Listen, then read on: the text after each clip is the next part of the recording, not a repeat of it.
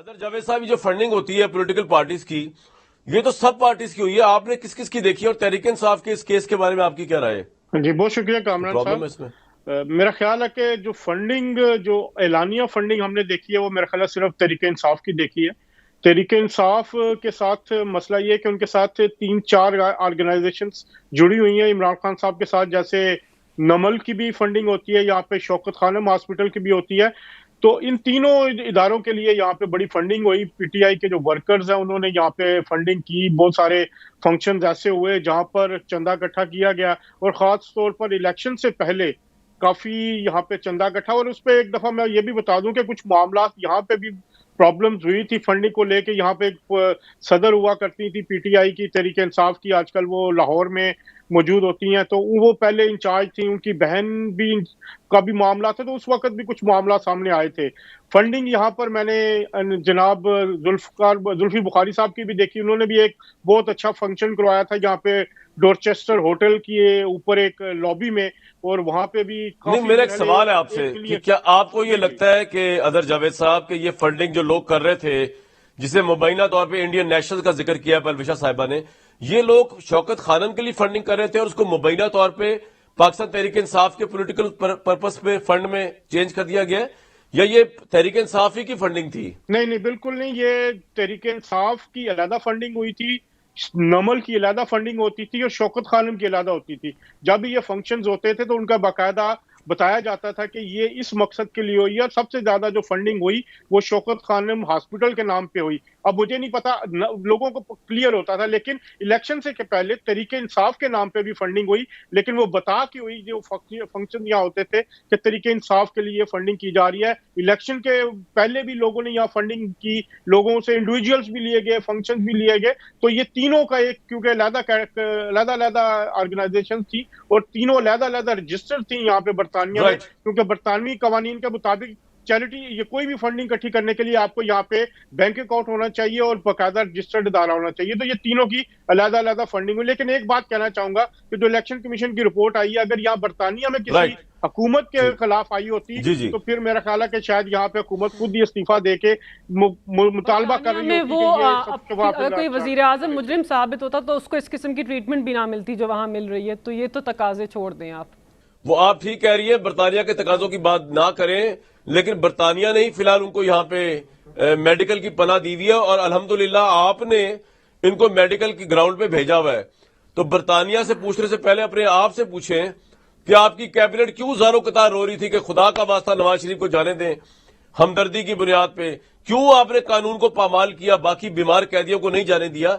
ये सवाल आपको आईने में खड़े होकर पाकिस्तान तहरीक इंसाफ की पूरी पार्टी को बार बार अपने आप से पूछना चाहिए। इतनी कमजोर लीडरशिप जो आंसुओं से बह के, नवाज शरीफ तो नहीं रोया, आप लोग रोए और आपने कहा जाओ छोड़े, इस बहस में क्या पड़ना। परवेशा खान साहिबा, आप किस बुनियाद पे कह रही है कि इंडियंस ने की है, और आपको क्या लगता है कि ये फंडिंग हॉस्पिटल के लिए थी जो पॉलिटिकल पार्टी में ट्रांसफर कर दी गई? नहीं कह रही कामरान शाहिद साहब, एक रिपोर्ट सामने आई है, फिर 7 साल से मामला चल रहा है ना, कोई आज का मामला नहीं है। तो वो जो नाम है, वो नाम जो अकबर एस बाबर साहब ले रहे थे, वो नाम जो इनकी लिस्ट जो 40,000 नाम में कह रहे हैं हमने दिए, उनमें वो नाम मौजूद है ना जी, उनको आप गूगल कर लें। अब मुझे इल्म नहीं कि वो इस इंडियंस, तो आई डोंट नो वो इंडियन आज़ाद हैं, वो इंडियन नेशनल्स हैं वो, लेकिन उनमें कुछ ज्यूज़ हैं, कुछ बहुत से।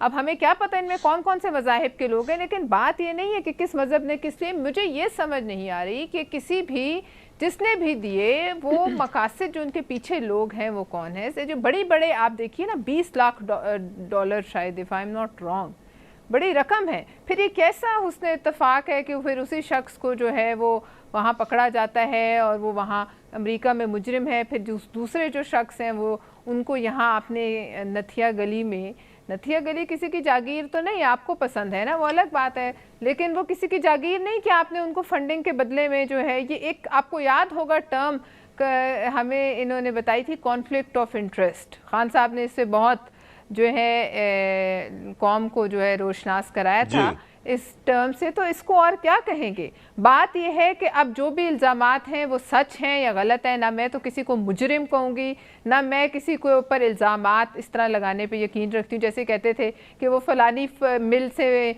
जो है इंडियंस पकड़े गए, जरदारी साहब ने ड्रोन हमले कराए, کہنا چاہوں تو میں بھی اتنا کچھ کہہ سکتی ہوں کہ جو شاید آپ کا پروگرام بھی جو ہے اتنا پورا نہ پڑے، لیکن بات یہ ہے کہ میں تو صرف یہ کہہ رہی ہوں کہ صادق اور امین ایک بہت پاکیزہ لقب ہے، ایک بہت بڑی ہستی کا لقب ہے. آپ اس لقب کو استعمال کرنا چاہتے ہیں تو پھر آپ آئیے نا اپنے آپ کو کسی فورم پہ لائیں جہاں لوگوں کو حقیقت پتہ چلے، لوگوں کو پتہ چلے کہ آپ سچے ہیں، آپ واقعی صادق اور امین ہیں، یا پھر جو دوسرے کہہ رہے ہیں وہ سچ ہے، یا آپ جھوٹے ہیں اور خائن ہیں.